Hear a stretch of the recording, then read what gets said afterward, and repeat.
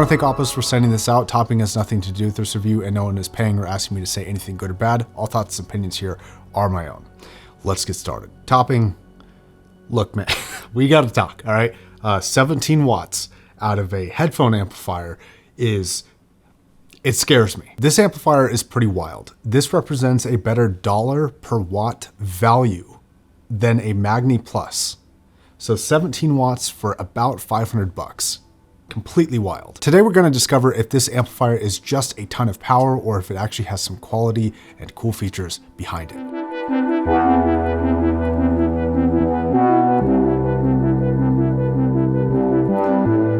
So a brief overview of the features. This has, again, a ton of power, pretty good build quality, some decent options, and a pretty useful screen, which we'll get more in depth into in a second.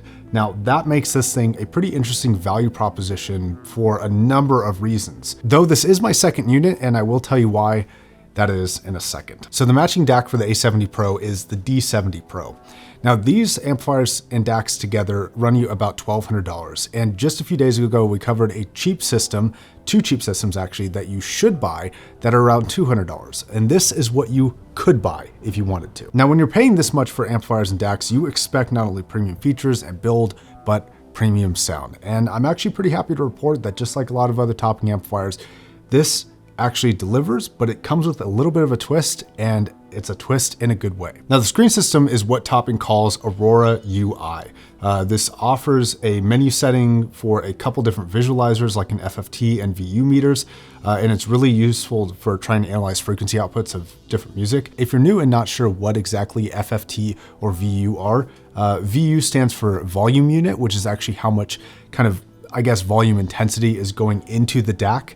And then the FFT stands for fast Fourier transform, and that is showing the frequency response and volume output of those frequencies from left to right. Your left side is going to show your low frequencies or your bass frequencies, and that goes to your right side, which is going to show your high end or treble frequencies from left to right. And then of course, the bottom to top is going to be how intense those frequencies are. And this is really useful for understanding and visualizing certain frequencies when people are reviewing a headphone or an amplifier like this. Now, it's not a full 20 to 20 FFT. It's going from, I think on this unit, it's 50 to 16 kilohertz, but it kind of gives you a rough idea of what exactly you're listening to. Not sure if you'll be able to hear this, but the A70 does have a volume control that is an R2R volume control.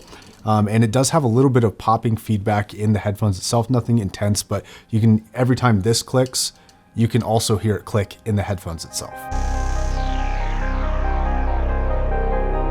Now, I said that this was my second unit, and it is, because the first one that I had actually bricked, and I was able to find a discussion page already. It's a new unit, so having a discussion page about it being bricked is not great. Basically, the fact that they had exactly the same issue that I had.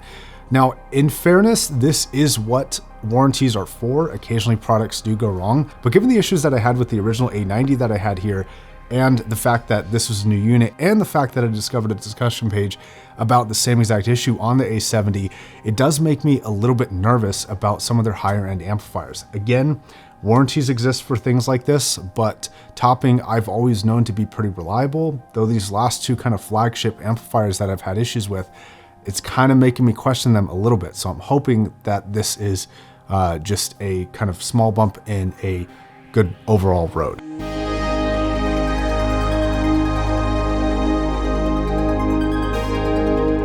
Now, the overall build and quality of this feels pretty great. There's a slight raise section for the screen.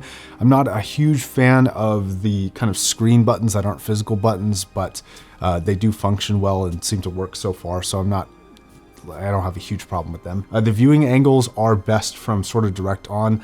From where I'm sitting right here looking down at it, it is a little bit dull in terms of brightness and kind of color. So for sound characteristics, this is where this thing has a little bit of a twist to it that I actually really dig, and paired with the massive power output that this can put out, this is actually slightly a departure from Topping's other higher end amplifiers.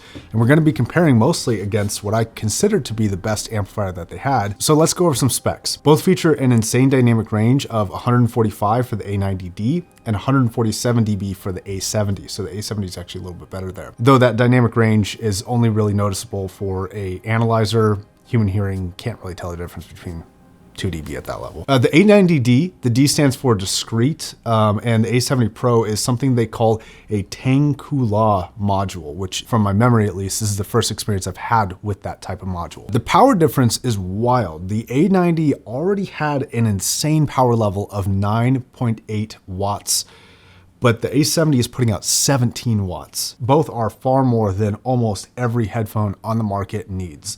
Both will cover anything with ease and with a ton of headroom. And of course, the A70 Pro has even more headroom if you need it. The voltage peak to peak is also 49 on the A90, but 56 on the A70. So it's got a little bit higher voltage output.